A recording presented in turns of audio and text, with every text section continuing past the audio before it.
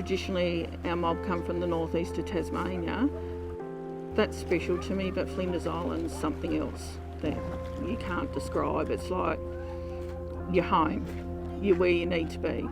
After the invasion in 1803, the white people, in their quest for land, committed ethnic cleansing and genocide. They rounded up our ancestors from all parts of Tasmania at the point of a gun through George Augustus Robinson.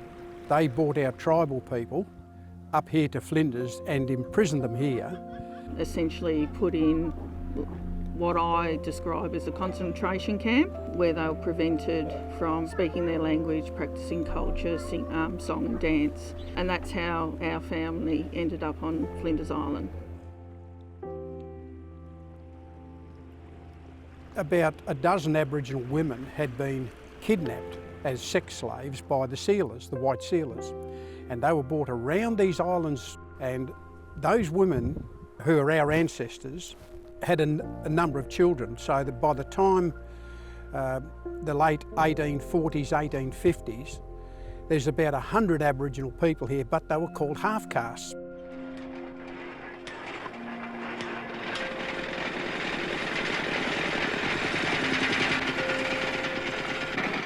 When Truganini died, her race died with her.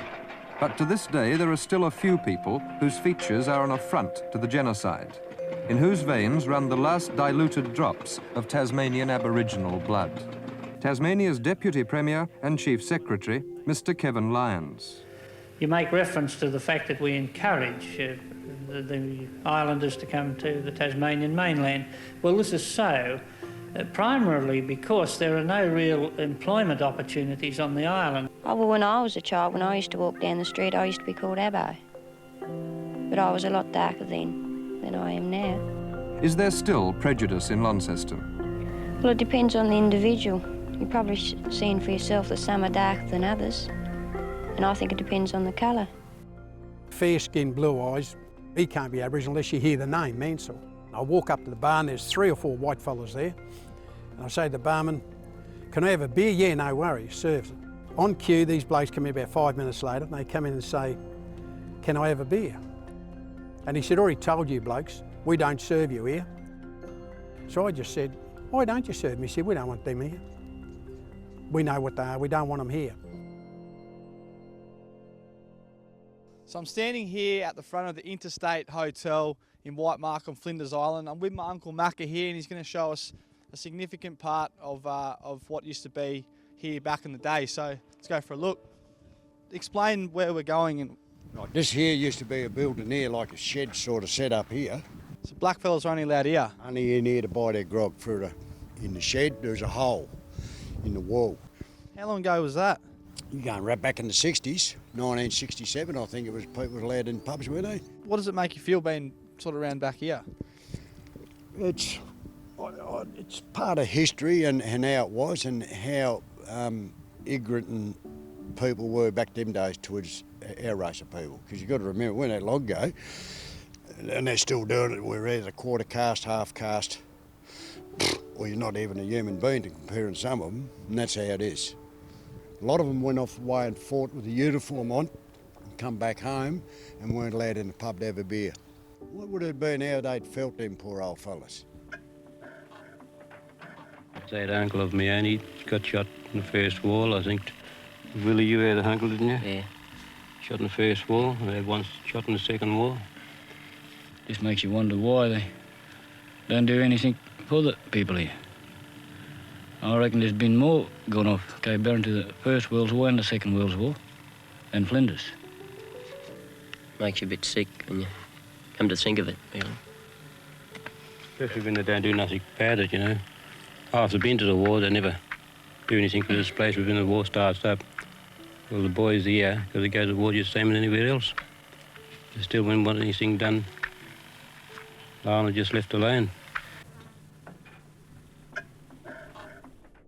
I love being here on the islands. Everything just slows down and I feel reconnected and re-energised. And it's even more special being here with Mum and my uncle as well. As a young man, he's done well. He's had his problems. I'm proud of him. And I know I've seen a lot of young boys and seen a lot of sadness, suicides, things that could have been prevented.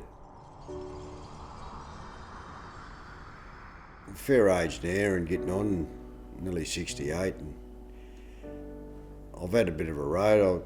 I put in homes, educated by the white people to be a violent man.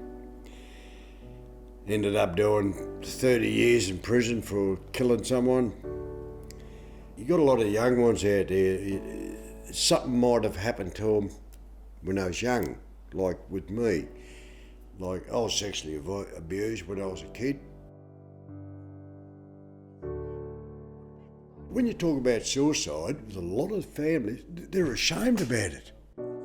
So what Rulla's doing, it's got to be open discussion for everyone. It probably only takes 5 seconds, 10 minutes, or a few weeks to talk to someone to stop them from killing themselves. It could be a young person, it could be a 40-year-old, you know. He's had someone get in his ear. I never had that. I wish I had it.